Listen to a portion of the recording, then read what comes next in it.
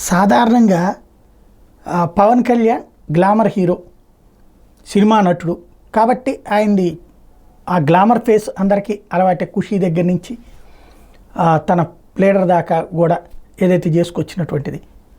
కానీ గెలిచిన తర్వాతన ఆయన ప్రమాణ స్వీకారం అప్పుడు కానీ లేకపోతే సభలో ఇప్పుడు ఉన్నటువంటిది కానీ ఆ హెయిర్ స్టైల్ వచ్చేటప్పటికి సరిగ్గా లేదు. అది స్టైల్ అనుకునే వాళ్ళు ఉండొచ్చు, కాకపోతే లేదు. ఏంటది అంటే తన సినిమాకి సంబంధించినటువంటి హెయిర్ స్టైల్. గిగ్గులు ఇప్పుడున్నటువంటి హీరోలు వాడట్లేదు. మ్యాక్సిమం ఆ తరహాలో 4 రోజులు ఉండి ఒరిజినల్గానే మెయింటైన్ చేస్తున్నారు.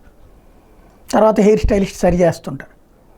ఇప్పుడు ఆ హరిహర వీరమల్లు కోసం ఆ స్టైల్ అట, అందుకోసమే క్రాఫ్ట్ చేయించుకోవట్లేదు. మామూలుగా అయితే కనుక క్రాఫ్ట్ చేస్తే తను 20 ఏళ్ళు 25 ఏళ్ల కుర్రోళ్ళలాగానే ఉంటారు.